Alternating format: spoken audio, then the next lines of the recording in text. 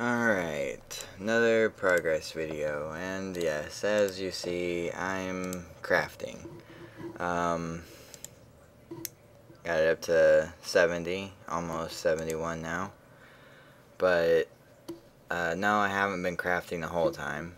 It's just something to do while making a video. It's something simple to do. But I got to 65 smithing. I've only been making iron knives. Really haven't been making steel, or well, buying steel bars, and haven't been making cannonballs. And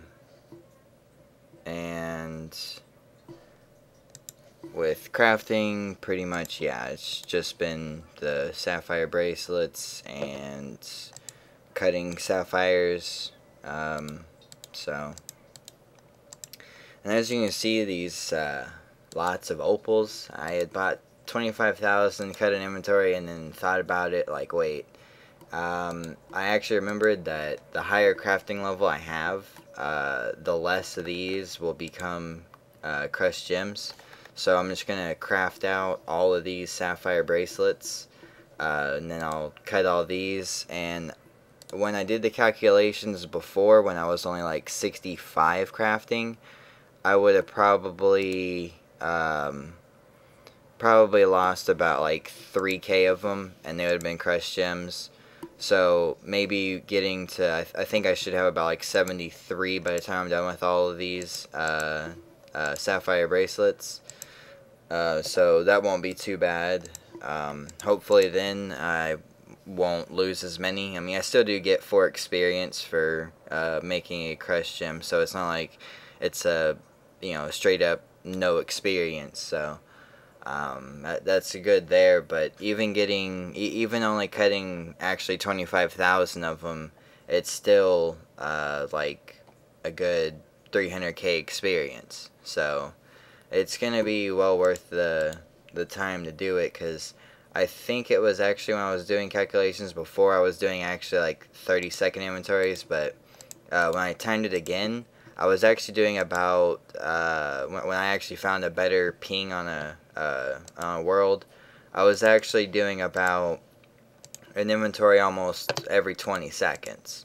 So with doing an inventory in 20 seconds, that would say that you could do it 3 times in a minute, which becomes out to where you could actually cut about 5,000. Now that's with, you know, no mistakes, paying attention fully, and getting no randoms, which probably isn't going to happen, because I'm sure after about 100k experience to 150k experience might get a random.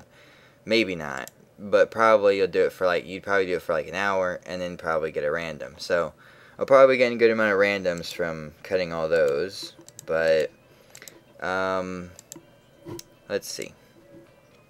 45 farming, yeah, I've pretty much just been farming random herbs. Really anything that's like something I'll use, or maybe I'll use later on for herb lore. Either that, or I think when I started I was just doing toad flax, and I would sell those and buy raynars, just because they're worth a little bit more than a raynar. So, but I think now actually I just planted the rest of the spirit weeds I had from Thieving from Master Farmer. So I might be trying to go do some more of that to get more of those, because I do like thieving for my seeds. Seems more appropriate than buying them, to not sit there and buy a bunch of them when it's not needed. So and then, like, I think the only thing I've really been doing with farming was I've been doing a little bit of Sacred Garden, not a whole lot. And then the other thing I was doing was farming trees, just willow trees, simple enough. With thieving, that was just 2 levels. Those are really fast, actually. I got those, I think, the 2 levels in about an hour worth of time, or even probably less than an hour worth of time, really. Just going to the Thieving Guild, I mean, that's one of the best places to get 99 thieving, even. just thieving from, I call him the fat dude, but it's the advanced trainer for pickpocketing at the Thieving Guild. When you have the Thieving Guild fully unlocked, I think it requires the 72, or not 62. I believe it's 62 thieving for the last part of buyers and sellers to be able to unlock the complete Thieving Guild, to where there's a bank in there.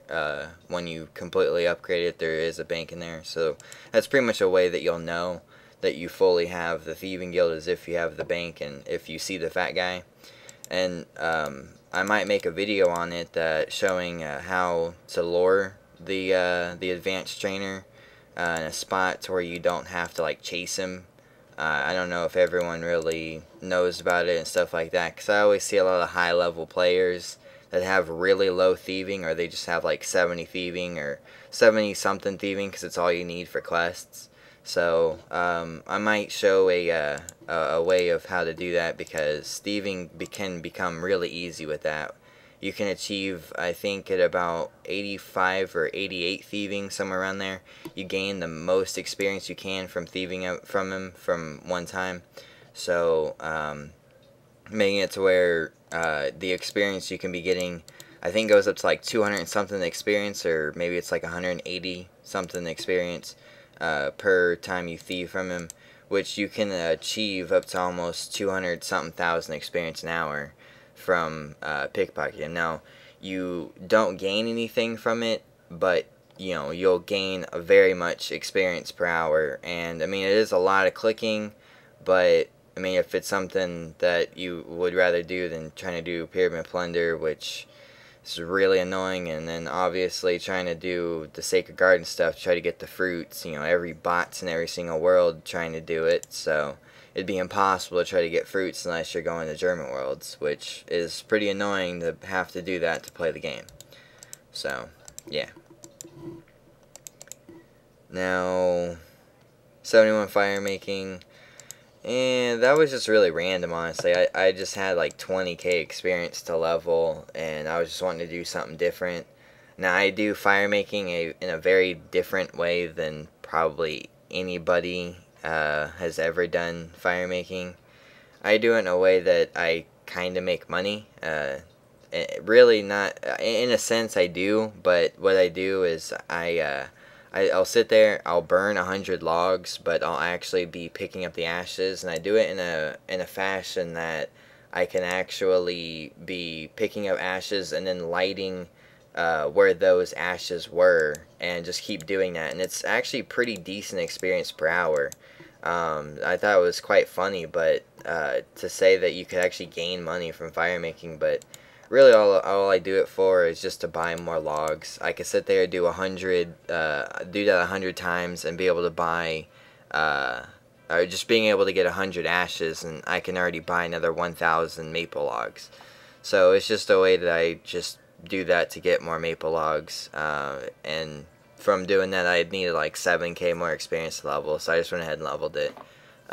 So yeah, that was quite random, but I really actually do want to get 83 Firemaking, because you can do the, I think it's the curly roots, or curry roots, whatever that is, something like that. You're able to do those, and I know that's like the best experience that you can get for Firemaking, so that'll be pretty nice to get up to there. I'm pretty far away, but we'll hope to be getting up there and doing that. And then 58 Runecrafting, yeah, starting to do some Runecrafting again. I really want that to be higher. It's kind of being annoying that it's really low, and you know, I've been staying with a full bank now for a while, so figured I'd start training it. I'm going to start training it a lot more. I'm going to try to be training this and doing farming. Like after I do this for an hour, I'll go and do a farm run, and then after every, I think it's like 5 hours or so, go do a tree run and a farm run as well. So yeah, that should be pretty productive on that part, just because I really don't do farming a whole bunch. Normally I really don't, but hopefully I'll try to remember when doing Runecrafting. I'm going to try to be doing agility. It's actually really going to be hard though, because everything that's on me is the whole reason why my bank is actually able to fit everything. That's why I'm wearing everything very randomly. Just because of the fact, like, I'll show.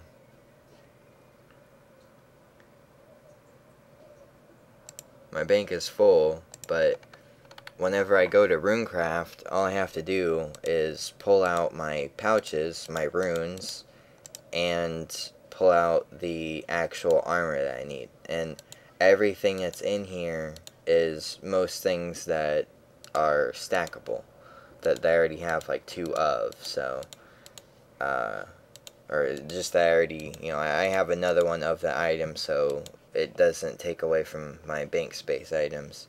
So it's pretty perfect, the way I have it. It makes it so I don't have to keep making something every time I want to go do runecrafting. I don't have to be bothered with it. I just have to go put on my armor and I'm set. I can go do what I want to go do. So I thought that was pretty nice, just because like these are the 6 items that I need, and the 6 items that I don't need are on me. Like these, this, the cape, that, and that. I don't think I even use the hood. I don't remember.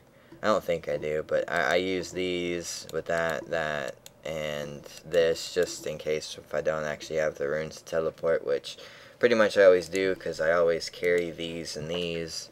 But yeah, just for if maybe if I want to go do something else, I always have that. So yeah, hopefully I'll have, I'm going to try to be getting up to 70 strength so I can start getting my defenders, because I want to get my rune defender. I'm really thinking about staying 45 defense. I don't really know yet. I don't know if I want to stay up here, if I want to kind of make this really a main character or not. Just because, I mean, I really don't like combat a whole lot, and if I get it up to 60, I'm just going to want to buy Dragon, and I know if I get up to 70, I'm going to want to be buying, like, the Herox and any other Brothers armor and things like that, to where I'll just be spending money on combat when I don't even really do it much in the first place.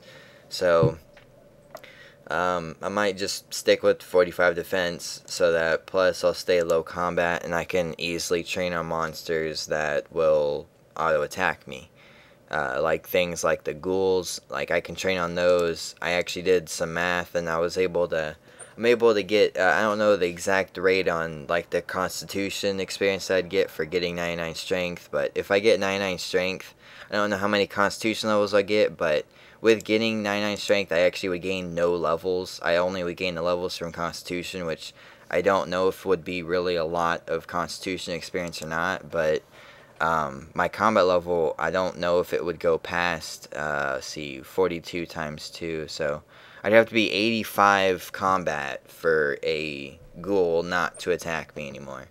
So, I mean, that's not too bad. I mean, if I actually was to level 8 times from Constitution, that'd be a lot of levels from Constitution, so I don't think that would happen, but I thought it was pretty interesting that I could do that. I could actually get 99 strength and gain no combat levels whatsoever, so I'm thinking about also maybe getting 70 attack, because I kind of do want to get a Sarah Sword if I really am going to go for 99 strength, because it'll just make it faster. So I might do that. I think I looked at it and I'd get like 80 combat from getting that to 70, so I might do that. I don't know. As you can see, I got about 3.7 mil there. Really don't know exactly what my bank's worth right now. I don't know. I've kind of been making money, kind of been losing money here and there. So, I don't know. I could be up, could be down. And I got more cash than what I had before, I believe. Let's see.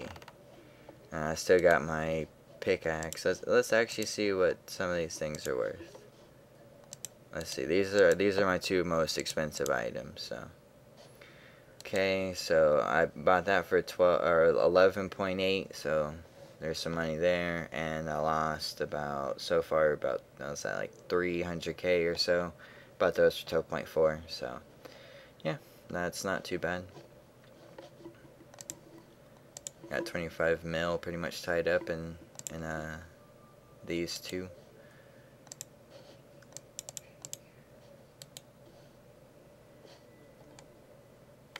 there's the iron knives. I'm really actually tempted. I don't know what to do. I mean, I've been using them to kind of get big bones. Really don't know what else to do with them unless I'm gonna actually sell them. I mean, with getting big bones with them, I was kind of actually using the big bones just because it kind of trades off. You know, just use them, get range experience. Use the bones to get prayer experience. It's not too bad. But then what I was also doing was I started actually going to Green Dragons, went to a German world, started killing dragons with them. It wasn't too bad. It was kind of slow, but it wasn't really that bad. Was doing that, getting some dragon bones doing that, and I'd buy baby dragon bones because it's actually better experience per, like, money-wise. So, because you get, compared to the experience, basically you would get, like, almost a free baby dragon bone per dragon bone that you would sell.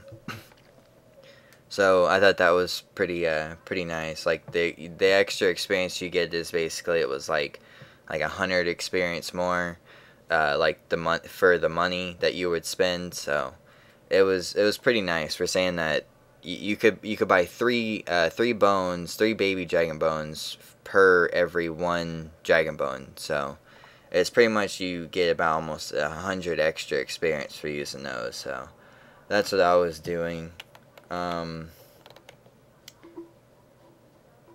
Yeah, I was doing some of the mining for in Shiloh Village.